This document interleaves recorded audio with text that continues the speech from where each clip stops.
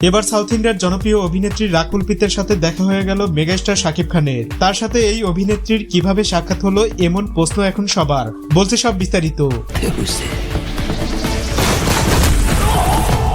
সম্প্রতি শাকিব খান তার নতুন সিনেমার রক স্টারের শুটিং এর জন্য মালয়েশিয়াতে আছেন। মালয়েশিয়ার বিভিন্ন মনোমুগ্ধকর লোকেশনে ছবিটির দৃশ্য ধারণ শুরু করা হয়েছে। রকস্টারের প্রায় বেশিরভাগ শুটিংই সেখানে হবে। এরপর ভারত, বাংলাদেশ সহ একাধিক দেশে ছবিটির শুটিং হওয়ার কথা।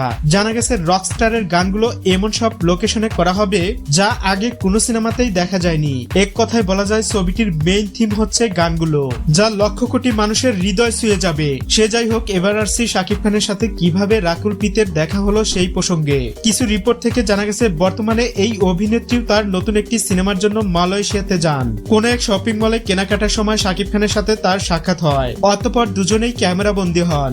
বাট এর পিছনে উল্লেখযোগ্য রিজন কি ছিল এটা এখনো অজানা। প্রিয় ভিউয়ার্স, শাকিব খানের এক্সক্লুসিভ আপডেটের জন্য চ্যানেলটি সাবস্ক্রাইব করে রাখুন। ধন্যবাদ।